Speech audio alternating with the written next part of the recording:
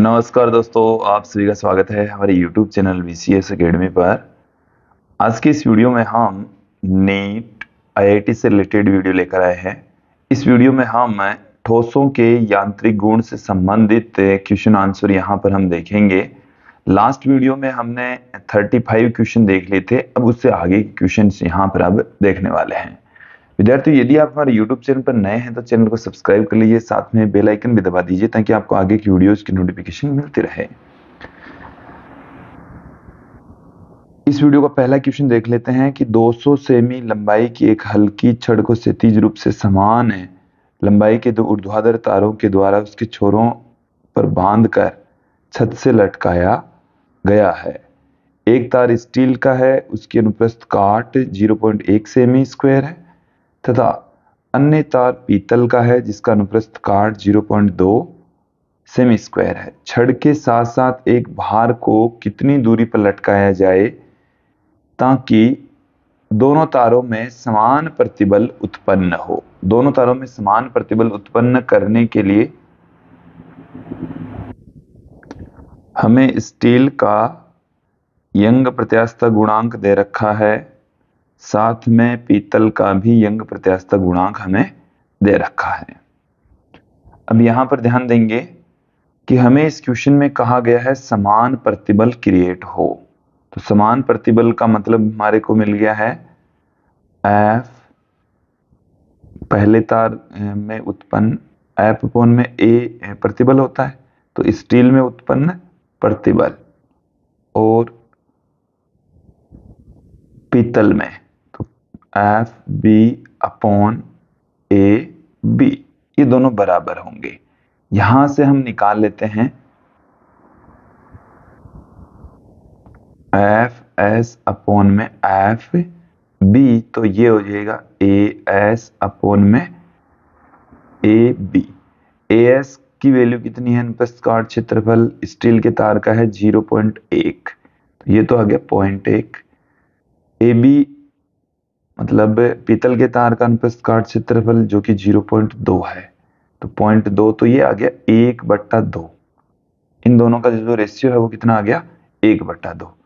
अब जो छड़ है वो इस तरीके से लटकी हुई है, एक पीतल का तार है तो एक स्टील का तार है, इसकी लंबाई है वो 200 सेमी है। ठीक है, तो यहां से हम देखेंगे 200 सेमी का मतलब हो गया 2 मीटर। मैं स्टील के तार से अक्स दूरी के ऊपर कंसीडर कर लेता हूं कि यहां से भार लटकाया गया है। देन घूर्णन संतुलन के लिए छड़ पर हम क्या लगाएंगे? घूर्णन संतुलन। घूर्णन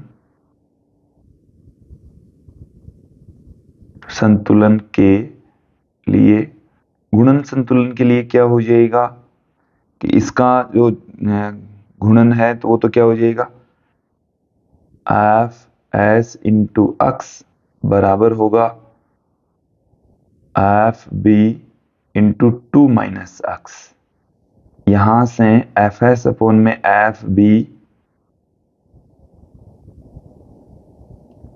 अक्स बराबर आ गया 2 माइनस अक्स, तो ये जो वैल्यू है वो है 1/2, तो अक्स बट्टा 2 बराबर आ गया 2 माइनस अक्स।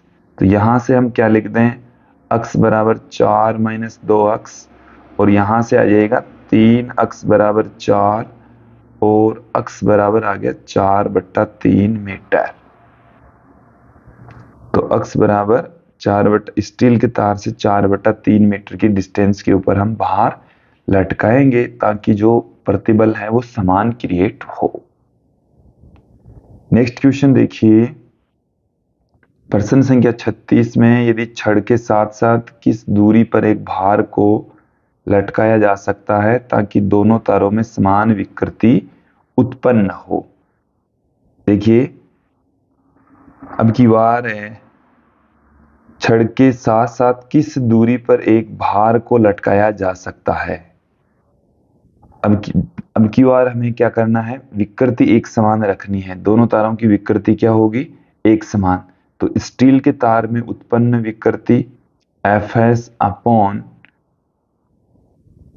ए एस वाई एस फिर है पीतल के तार में उत्पन्न विकृति, तो F B upon A B Y B, ये दोनों बराबर होगी। यहां से हम इन बलों का अनुपात निकाल लेते हैं, F S upon F B, तो ये कितना हो जाएगा हमारे पास में, यहां से A S upon A B into में आ गया Y S upon Y B. A S upon में ए बी तो है 0.1 अपॉन 0.2, वाई एस और वाई बी भी देख लीजिए। वाई एस तो है 2 गुणा 10 की घात 11 और वाई बी है a गुणा, तो ये 2/1, ये 10 की घात 11 और यहाँ पर भी 10 की घात 11। तो ये देख पॉइंट से पॉइंट हट जाएगा, यहाँ से 2 से 2 कट जाएगा, इसका मान आ गया 1। छड़ के घूर्णन संतुलन के लिए, घूर्णन संतुलन के लिए, घूर्णन संतुलन के लिए बल एफ एस और उससे दूरी हम कंसीडर कर लेते हैं अक्स, फिर एफ बी दूरी हो जाएगी 2 माइनस अक्स। अब की बार एफ एस अपॉन में एफ बी, ये हो जाएगा 1। देन यहां से हमें क्या मिल जाएगा, अक्स बराबर 2 माइनस अक्स और 2 अक्स बराबर आ गया 2, अक्स बराबर आ गया 1 मीटर। अक्स बराबर कितना आ गया है, 1 मीटर हमें प्राप्त हो गया है। तो इसमें हमें मिलेगा स्टील के तार से 1 मीटर की डिस्टेंस के ऊपर हम बाहर लटकाएंगे ताकि दोनों तारों में समान विकृति क्रिएट हो। नेक्स्ट क्वेश्चन देखिए, कैपिटल एल लंबाई और स्मॉल आर त्रिज्या का एक तार एक सिरे पर दृढ़ आधार से जुड़ा है, दूसरे सिरे पर उसे कैपिटल एफ बल लगाकर खींचा जाता है, जिससे इसकी लंबाई में स्मॉल एल वृद्धि हो जाती है। लंबाई कितनी बढ़ गई है, स्मॉल एल बढ़ गई है, वृद्धि हो जाती है। यदि इसी पदार्थ का एक अन्य तार जिसकी लंबाई 2l और त्रिज्या 2r है वो 2f बल से खींचा जाए तो लंबाई में वृद्धि होगी। देखिए जो लंबाई में वृद्धि है, पहले तार की मैं बात करूं, लंबाई में वृद्धि, पहले तार की लंबाई में जो वृद्धि है वो है l, ये बराबर होगी एफ बट्टे में pi R square into Y L. ये दूसरे तार के लिए क्या हो जाएगी, तार के लिए लंबाई में वृद्धि, लंबाई में वृद्धि, यहां से आप ध्यान दें एल डेस से लिख दें, बल है एफ डेस, उसकी जो प्रारंभिक लंबाई है वो एल डेस, रेडियस है वो आर डेस। देन यहां पर हमें क्या मिल जाएगा, एल डेस बराबर बल है दुगुना, लंबाई है दुगुनी, रेडियस भी है दुगुनी। देन यहां से क्या आ जाएगा, सेम वही कटपिट कर हमें क्या मिलने वाला है, एफ इंटू एल बट्टे में pi R square into Y, और जो कि एल के इक्वल है। तो यहां हमें ऑप्शन सी सही मिल जाएगा। नेक्स्ट क्वेश्चन देखिए कि दो समान तारों ए और बी की त्रिज्याएं और यंग प्रत्यास्थता गुणांक 2:1 और 1:2 में है, दोनों तारों पर समान अनुदैर्ध्य बल आरोपित किया जाता है। ये तार ए लंबाई में वृद्धि 1% होती है, तो तार बी की लंबाई में कितनी प्रतिशत की वृद्धि होगी, ये हमें ज्ञात करना है। तो देखिए हमें ए और बी दो तार दे रखे हैं, इनकी radius R A upon R B, ये हमें 2:1 दे रखी है। साथ में हमें इनकी यंग प्रत्यास्थता गुणांक वाई ए अपॉन वाई बी, ये हमें 1:2 दे रखा है। क्लियर। अब हमें चाहिए इनकी लंबाई में वृद्धि। लंबाई में वृद्धि के लिए देखिए और इनके ऊपर जो बल है वो समान आरोपित किए जाते हैं। तो यंग प्रत्यास्थता गुणांक वाई ए अपॉन वाई बी बराबर आ जाएगा पहले तार के लिए एफ अपॉन में पाई आर एक का स्क्वायर इंटू डेल्टा एल ए अपॉन में एल। ये दोनों तारों पर समान अनुध्रुवीय बल आरोपित किया जा रहा है, एक समान तार, तो इनकी जो लंबाई है वो भी समान है। दूसरे तार के लिए, बी वाले तार के लिए एफ अपॉन में आर बी का स्क्वायर इंटू एल अपॉन में डेल्टा एल बी हो गया। यहां पर देखिए जो राशियां कट पीट रही है उसे काट पीट दीजिए।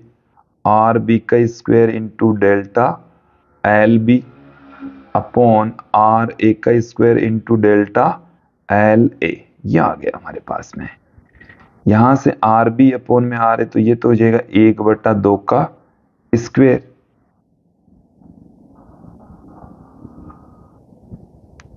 एक बट्टा दो का स्क्वायर इंटू में आ गया डेल्टा एल बी अपॉन में डेल्टा एल ए, और ये है वाई अपॉन में वाई बी के, तो वाई अपॉन में वाई बी है 1/2।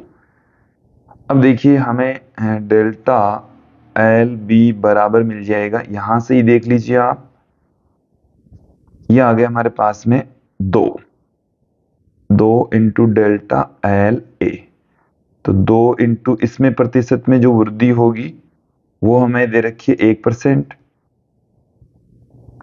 1%, तो इसमें हो जाएगी 2%। ओके, नेक्स्ट क्वेश्चन देखिए।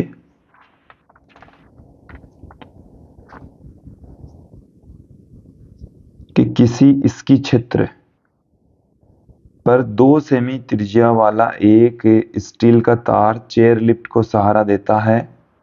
यदि अधिकतम प्रतिबल 10⁸ न्यूटन पर मीटर स्क्वायर से अधिक न हो तो वह अधिकतम भार जिसे वह तार सहारा दे सकता है, मैक्सिमम कितना सहारा दे सकता है, वो हमें पूछा है। तो देखिए ध्यान देंगे, यहां पर हमें प्रतिबल दे रखा है जो कि F अपॉन में A होता है, मैक्सिमम 10⁸ होता है, तो F बराबर क्या आ जाएगा 10⁸ इंटू A, तो A हो गया पाई आर स्क्वायर, तो 10⁸ पाई आर की वैल्यू है 2 सेमी, तो 2 गुणा 10⁻⁻2 का स्क्वायर, तो यह हमें मिल चुका 10⁸ गुणा pi into 4 into 10⁻⁻4। Then finally क्या आ जाएगा 4 पाई इंटू 10⁴ न्यूटन, ये हमें मिल चुका है। ऑप्शन बी यहां सही होने वाला है। नेक्स्ट क्वेश्चन देखिए कि 1 मीटर लंबाई और 10 मिलीमीटर त्रिज्या की एक स्टील की छड़ को इसकी लंबाई के अनुदिश से 100 किलो न्यूटन बल द्वारा खींचा जाता है तो छड़ में उत्पन्न प्रतिबल होगा, जबकि स्टील के लिए हमें यंग प्रत्यास्थता गुणांक भी दे रखा है। प्रतिबल पूछा है, इसका मतलब F अपॉन में 1 का मान पूछा है और हमें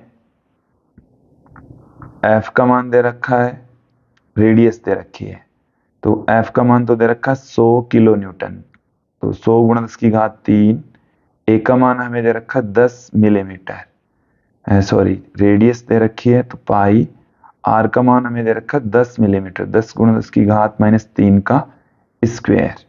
देन यहां से ये तो आ गया 10⁵5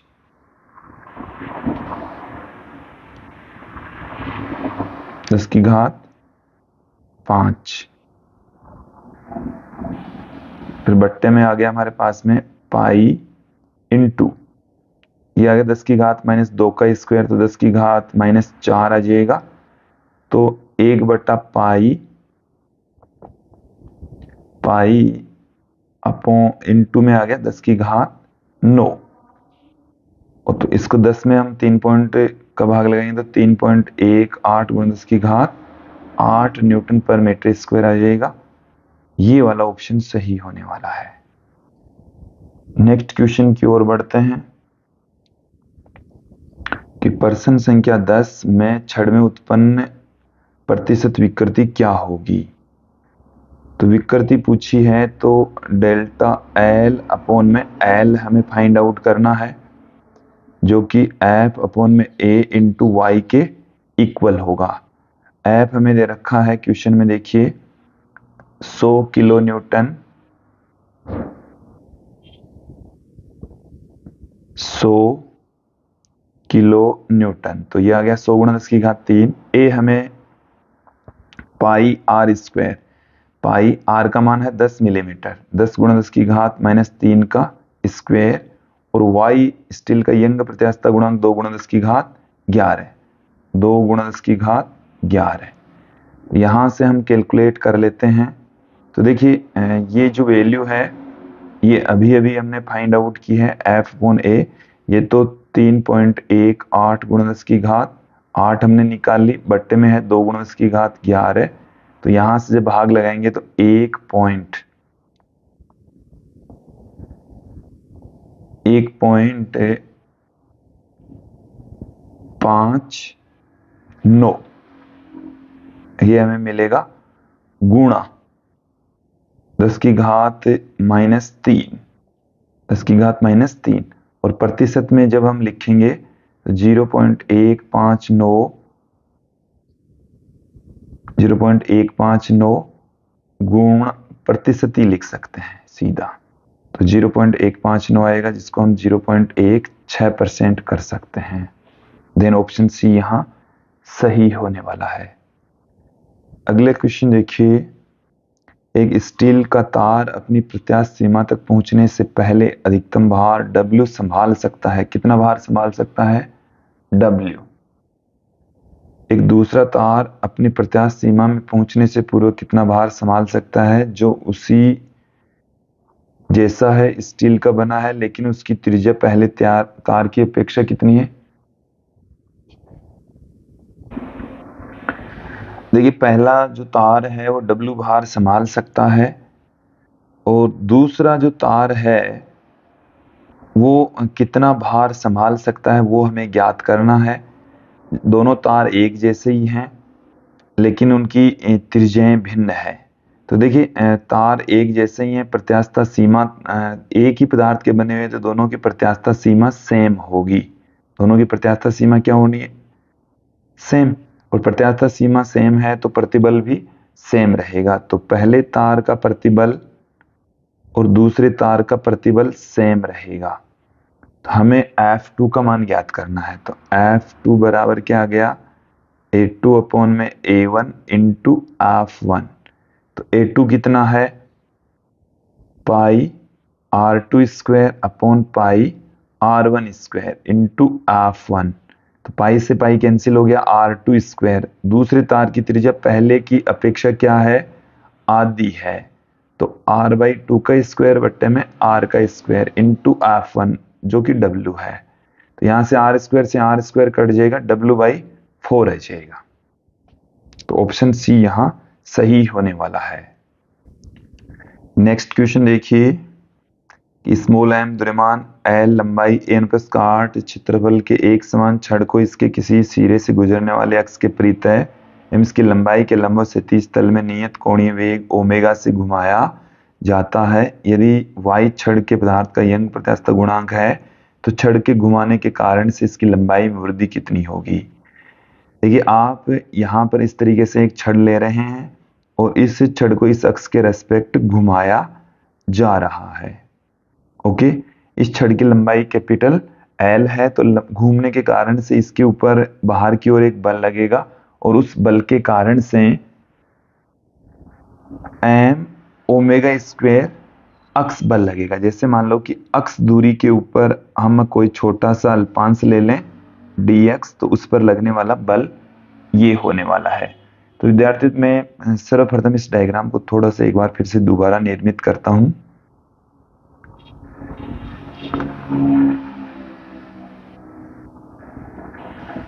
इस तरीके से ये हमारे पास में छड़ है ये छड़ है जिसकी लंबाई L है, यहां से यहां तक की जो लेंथ है वो L है। इस पर हमने ले लिया छोटा सा अल्पांश dx, इसकी इसके केंद्र से दूरी है x, इसका जो द्रव्यमान है वो है dm। देन इस छोटे से अल्पांश का ये क्या है, अल्पांश, ये हमारे पास में अल्पांश है। तो ये जो अल्पांश है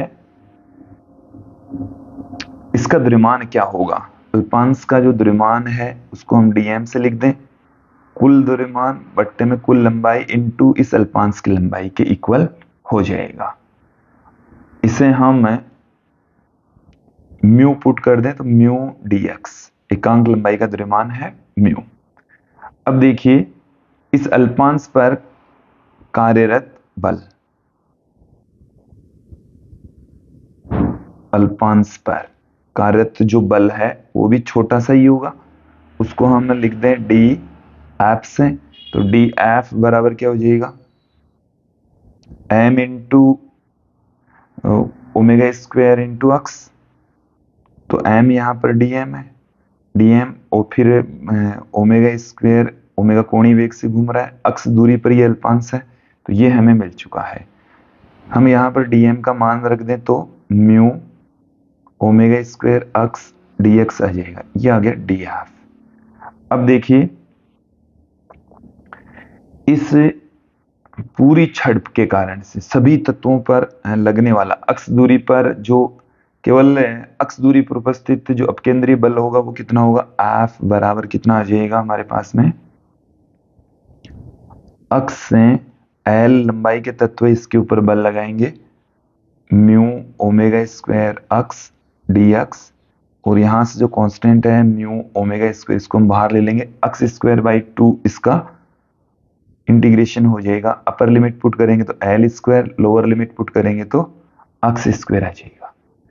अब देखिए इन सभी के कारण से जो लंबाई में वृद्धि होती है वो हम dl कंसीडर कर लें तो y बराबर होता है f अपॉन में a, लंबाई में परिवर्तन dl, और प्रारंभिक लंबाई है इसकी dx।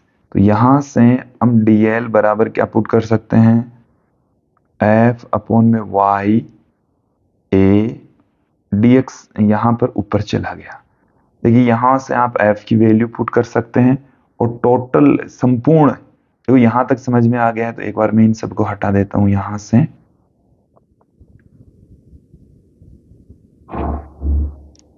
तो संपूर्ण छड़ का विस्तार,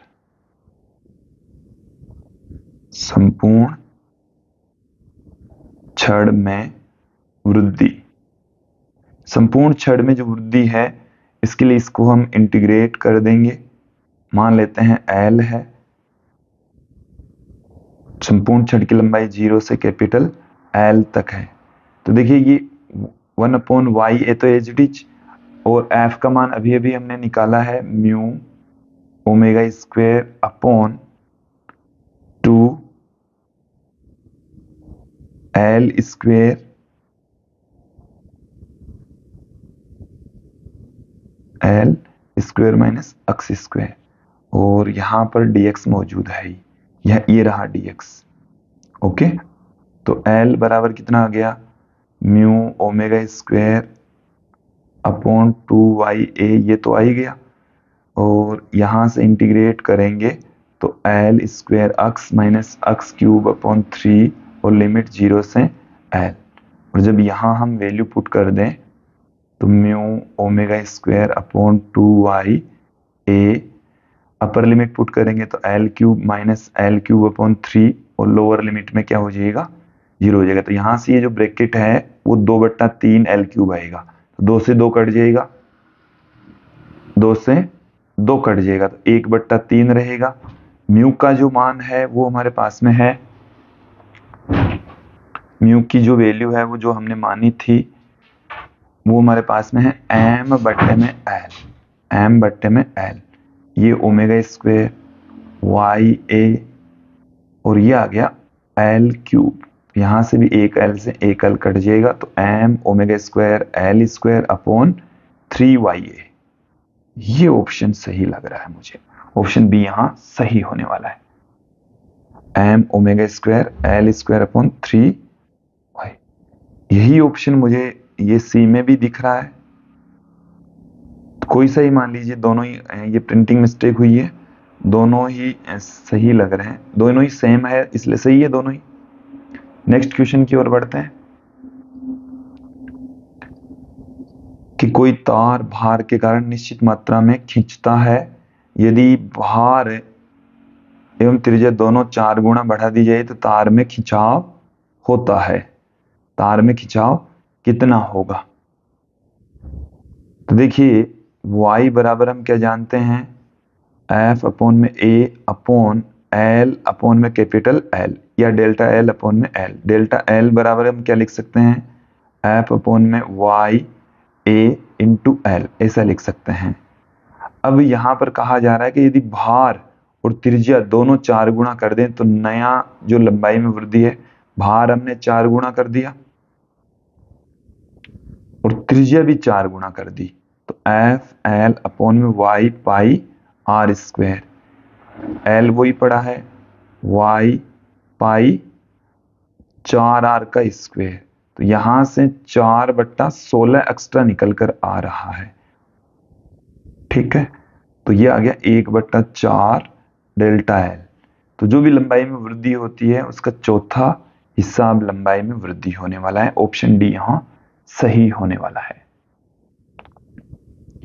नेक्स्ट क्वेश्चन देखिए कि एल लंबाई के एक तार जिसका रेखीय द्रव्यमान घनत्व है म्यू, रेखीय द्रव्यमान घनत्व का मतलब है म्यू बराबर हमारे पास में एम बट्टे में एल। ओके, अनुप्रस्थ परिच्छेद क्षेत्रफल ए, यंग प्रत्यास्थता गुणांक y को दृढ़ आधार से ऊर्ध्वाधर लटकाया जाता है, इसके स्वयं के भार के कारण से लंबाई में कितनी वृद्धि होगी? तो देखिए लंबाई में अभी जैसे हमने फाइंड आउट किया था ठीक वैसे के वैसे यहां पर हम ज्ञात करेंगे कि जो तार है उसकी लंबाई में अक्ष दूरी पर वृद्धि, ये जैसे हमारे पास में दृढ़ आधार है इस तरीके से, और यहां पर हमने एक तार लटका रखा है और इसमें dx लंबाई का अल्पांश ले लिया और यहां से इस सिरे से इसकी जो लंबाई है वो है अक्ष। अभी जो हमने 44वां जो क्वेश्चन निकाला था वैसे ही निकालने वाले हैं। तो यहां से यंग प्रत्यास्थता गुणांक y बराबर क्या आ जाएगा, बल, बल लग रहा है इस पर, अक्ष दूरी पर लगने वाला बल, और अपॉन ए इसका अनुप्रस्थ काट क्षेत्रफल, बट्टे में इसकी लंबाई में वृद्धि हो गई है dl, इस dx अल्पांश की लंबाई में वृद्धि हो गई है dl। ओके, देन यहां से dl बराबर तो क्या आ गया, f अक्ष या f ऑफ अक्ष है, अक्ष दूरी पर जो अल्पांश है ना उस पर लगने वाला बल, dx ऊपर चला गया, ay ये आ गया। अब टोटल विस्तार, कुल विस्तार, कुल विस्तार या कुल इसकी लंबाई में वृद्धि, तो उसके लिए हम इसको इंटीग्रेट कर देंगे। ऐसे क्वेश्चन को आप अच्छे से समझ लीजिए। 0 से l इसकी टोटल लंबाई है, 0 से l इसकी टोटल लेंथ है। देन क्या आ जाएगा, dl की जो वैल्यू है वो पुट कर दीजिए, f of x dx upon a y, यहां से ay तो आ जाएगा बाहर। एक बार हम इस f ऑफ x की वैल्यू भी पुट कर देते हैं। f ऑफ x क्या होगा, क्योंकि यहां पर भार के रूप में काम कर रहा है, ये किस रूप में काम कर रहा है, भार के रूप में काम कर रहा है। तो देखिए जो बल लगेगा यहां पर f ऑफ x, ये यहां पर mg, तो इस अल्पांश पर लगने वाला जो बल है वो हमारे पास में हो जाएगा m अपॉन में l, और कितनी दूरी पर लग रहा है, अक्ष, तो ये इसका द्रव्यमान होगा इंटू g, तो ये इसको मैं म्यू g अक्ष पुट कर दूं, तो म्यू g अक्ष upon A Y into D अक्ष, ये आ गया। तो जो कांस्टेंट है उसे हम बाहर लेते हैं, mu g upon A Y बाहर आ गया, अक्ष रह गया, अक्ष का अक्ष स्क्वायर बट्टे में 2, लिमिट पुट करेंगे तो एल स्क्वायर बट्टे में 2, तो म्यू जी एल स्क्वायर बट्टे में 2ay, mu G L square upon 2ay, option B यहां सही हो जाएगा। नेक्स्ट क्वेश्चन देखिए कि प्रश्न संख्या 46 में यदि द्रव्यमान स्मॉल m तार के मुक्त सिरे पर लटका है तो तार में उत्पन्न विस्तार क्या होगा। अब की बार स्मॉल m की जगह यहाँ पर हम कैपिटल M है यहाँ पर एक्चुअल में, तो कैपिटल M द्रव्यमान यदि इस छड़ के लटका दें, ये छड़ है और यहां से हमने कितना द्रव्यमान लटका रखा है, कैपिटल M द्रव्यमान यहां पर लटका दिया है। तो इधर अब लगने वाला जो बल है, जैसे यहाँ पर हम dx लंबाई का अल्पांश ले लेते हैं जो कि इस सिरे से अक्ष दूरी पर है, तो इस पर लगने वाला जो बल है वो हमारे को मिल जाएगा। देखो g इंटू अक्ष, तनाव कितना होगा, तनाव हो जाएगा g अक्ष म्यू जी अक्ष होगा, म्यू जी अक्ष plus M G, mu G अक्ष अपॉन प्लस एम जी तो नीचे लग रहा है एम बाहर के कारण से, और म्यू जी एक्स भी लग रहा है एकांक लंबाई की वजह से। ये हमने आपको क्लियर कर दिया है। देखिए अब यहां पर हम देखेंगे, देखो इसमें इसका जो द्रव्यमान होगा ना वो ये होगा एम बट्टे में एल इंटू डी एक्स, तो म्यू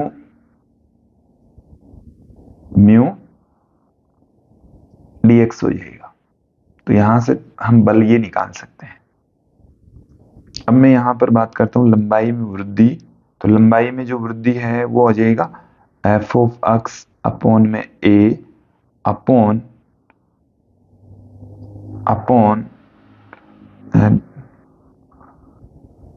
चलिए एक बार मैं डी वाई लिखता हूं आपके सामने, y लिखते हैं, y बराबर एफ अपॉन में ए, फिर आ जाएगा डी एल अपॉन में डी एक्स। ये हम तीसरी बार कर रहे हैं ऐसा, तो डी एल बराबर क्या आ गया F of X upon A Y, ये डी एक्स ऊपर चला गया। यहां तक समझ में आ जाना चाहिए। अब हम बात करेंगे कुल विस्तार, कुल लंबाई में वृद्धि। तो इंटीग्रेशन कर देते हैं इसका, हम इंटीग्रेशन करेंगे तो क्या आ जाएगा 0 से एल तक एफ ऑफ एक्स जो कि mu G x plus M G है into D x upon A Y, ये हमारे पास में है। ओके, ए वाई बराबर आ जाएगा हमारे पास में mu G L square, mu G अब अक्स का हो जाएगा अक्स स्क्वायर बट्टे में 2, तो एल स्क्वायर बट्टे में 2 आ गया, फिर प्लस में एम जी अक्स की जगह आ जाएगा एल, तो ए वाई का भाग लगा दीजिए, सीधा सीधा आंसर आ जाएगा हमारे पास में। तो क्या मिलने वाला है हमें, यहां पर ऑप्शन सी सही मिलने वाला है। क्लियर।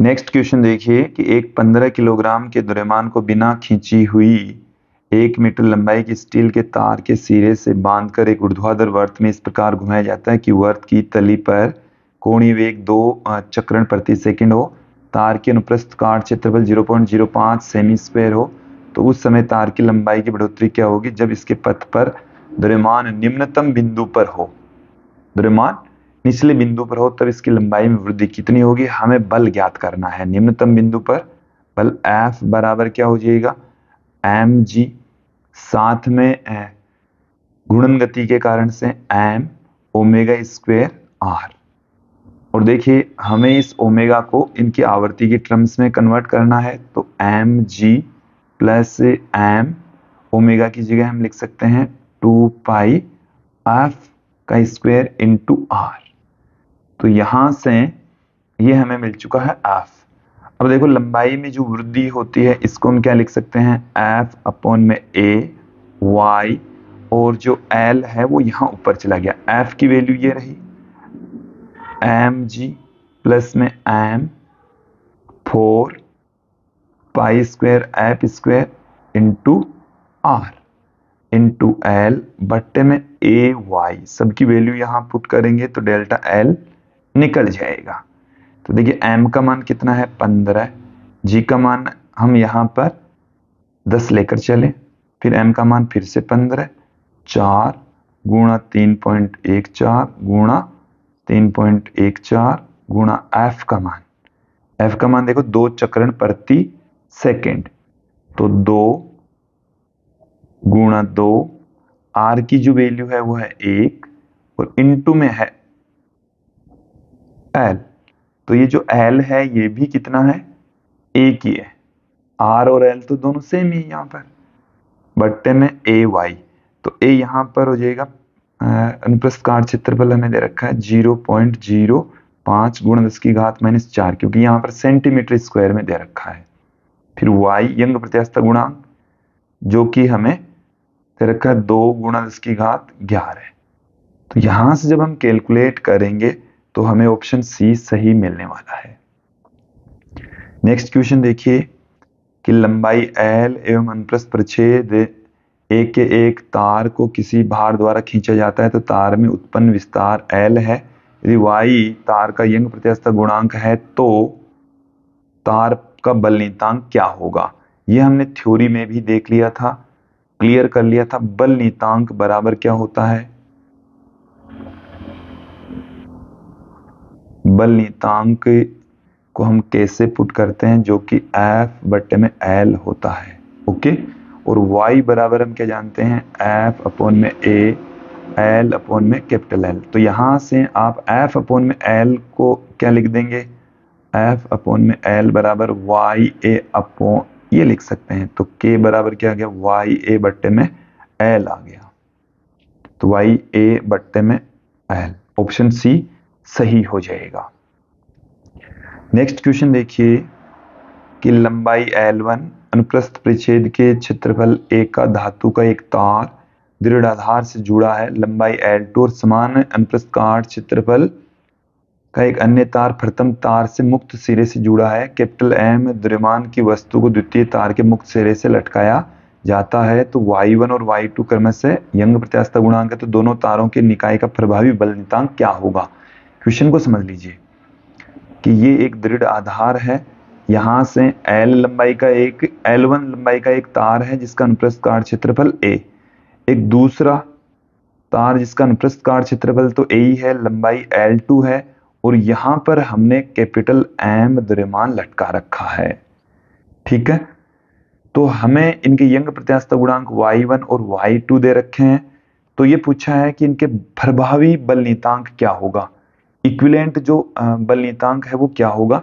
तो देखिए k बराबर हमने क्लियर कर दिया, ये होता है वाई ए अपॉन में एल, वाई ए अपॉन में एल। तो यहां से देखिए जो k इक्विवेलेंट दोनों यदि एक दूसरे के साथ में श्रेणी क्रम में जुड़े होते हैं तो बल नियतांक का formula k1 k2 upon k1 plus k2 ये होता है। तो इसमें हम पुट कर देंगे k इक्विवेलेंट, k1 की जो वैल्यू है वो कितनी है, y1 a दोनों में समान है बट्टे में L1 इंटू y2 a बट्टे में L2 अपॉन y1 a बट्टे में L1 प्लस y2 a बट्टे में L2। और यहां से देखिए जब हम कैलकुलेट करेंगे इसको तो हमारे पास में y1 y2 और a, और यहां से L1 L2 बट्टे में चला जाएगा, यहां से LCM लेंगे तो उससे कट जाएगा, ए बी एक कट जाएगा, एक ए बचेगा, क्या रह गया y1 L1 plus y1 L2 plus y2 L1। तो ऑप्शन यहां पर गौर करके देख लीजिए, ऑप्शन हमें सी मिलने वाला है। नेक्स्ट क्वेश्चन की ओर बढ़ते हैं। अगला जो हमारा क्वेश्चन है वो है कि एक स्टील का तार अनुप्रस्थ काट क्षेत्रफल 0.1 सेमी स्क्वायर है तथा स्टील का यंग प्रत्यास्थ गुणांक 2 गुणा 10 की घात 11 न्यूटन पर मीटर स्क्वायर है। इसकी लंबाई को 0.1% खींचने के लिए आवश्यक बल क्या होगा। तो देखिए लंबाई में वृद्धि है, हमें डेल्टा एल बराबर हम जानते हैं एफ अपॉन में ए, डेल्टा एल हम उधर ले गए ए, ये आ गया, सीधा सीधा फॉर्मूले में पुट कर देना है। तो लंबाई में जो वृद्धि है 0.1%, तो परसेंट के लिए हम भाग लगा देंगे यहां से 0.1 बट्टे में 100, एफ इंटू एल का जो मान है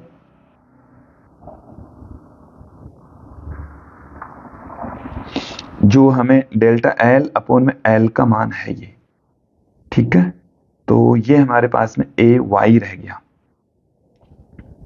तो यहां से एफ बराबर आ गया है 0.001 इंटू ए हमारे को दे रखा है 0.1 गुणा 10 की घात -4, वाई हमें 2 गुणा 10 की घात 11 दे रखा है। तो कैलकुलेट करेंगे तो 2 10 की घात -3 10 की घात -4 10 की घात -4 यहाँ पर पड़ी है, तो गुणा 10 की घात 3 रह जाएगा, ये न्यूटन में आएगा। तो 2000 न्यूटन इसका आंसर होने वाला है। अब अगले क्वेश्चन की ओर बढ़ते हैं कि स्मॉल एम द्रव्यमान का एक स्थिर एक पत्थर एल लंबाई के किसी तार के एक सिरे से बंधा है। तार का व्यास डी है, इसे ऊर्ध्वाधर से लटकाया जाता है, पत्थर क्षैतिज तल में घुमाया जाता है तथा ऊर्ध्वाधर से थीटा कोण बनाता है। ये तार का यंग प्रत्यास्थ गुणांक वाई है, तो तार की लंबाई में वृद्धि होगी। क्वेश्चन को समझें एक बार। ये हमारे पास में इस तरीके से दृढ़ आधार है, ऐसे पत्थर को लटकाया गया है और ये इस तरीके से क्षैतिज वृत्ताकार पथ में घूम रहा है ऐसे। तो यहां से ये पत्थर बंधा है, इस पर नीचे की ओर तो काम कर रहा है एम जी, इस में तनाव टी और ये एंगल थीटा हमें दे रखा है। तो ये हो जाएगा टी कोस थीटा, ये हो जाएगा टी साइन थीटा। तो हमारे को ये पूछा तार की लंबाई में वृद्धि। तो देखिए ये जो यहां से हम देखेंगे तार की जो लंबाई में वृद्धि होती है वो टी अपॉन ए इंटू एल और ये आ गया वाई। तो टी का मान यहां पर कितना है,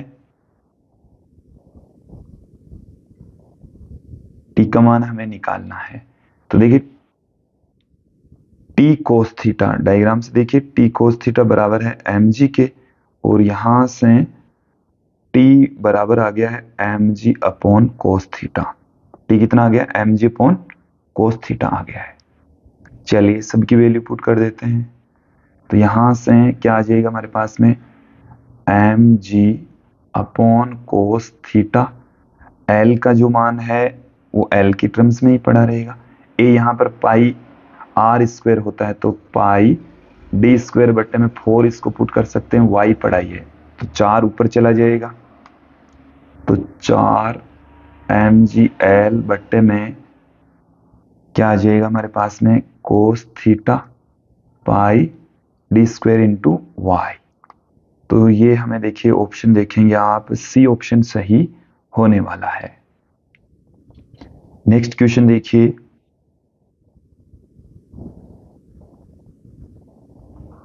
कि जब किसी तार का भार है 3 किलोग्राम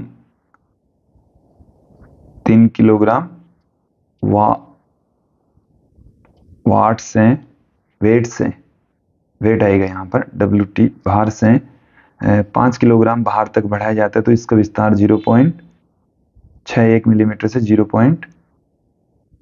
1.02 मिलीमीटर तक बढ़ता है। तो तार के बढ़ने के दौरान किया गया आवश्यक कार्य बताना है।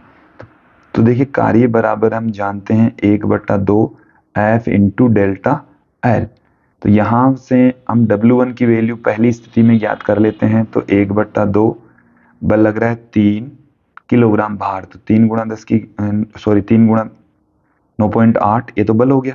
और विस्तार कितना हो रहा है, इतना विस्तार हो रहा है, तो 0.61 मिलीमीटर का मतलब हो गया 10 की घात -3। ओके, तो W1 बराबर हमें मिल चुका है 8.967 गुणा 10 की घात -3। ओके, अब हम निकालेंगे W2। तो 1/2 दूसरी वाली स्थिति के अंदर जो बल है वो 5 गुणा 9.8 और विस्तार है 1.02 गुणा 10 की घात -3, और कैलकुलेट करेंगे तो हमें मिल जाएगा 24.99 गुणा 10 की घात -3। ये भी जूल में, ये भी जूल में। अब जो कार्य है वो क्या आ जाएगा, W2 माइनस W1, तो 24.99 गुणा 10 की घात -3 माइनस 8.967 गुणा 10 की घात -3, देन फाइनली आ जाएगा लगभग 16 गुणा 10 की घात -3 जूल, ऑप्शन ए यहाँ सही होने वाला है। तो विद्यार्थियों ये था आज का हमारा वीडियो जिसमें हमने कुछ महत्वपूर्ण क्वेश्चन आंसर देखे। जल्द ही मिलेंगे नेक्स्ट वीडियो में। आज के लिए इतना ही। धन्यवाद दोस्तों।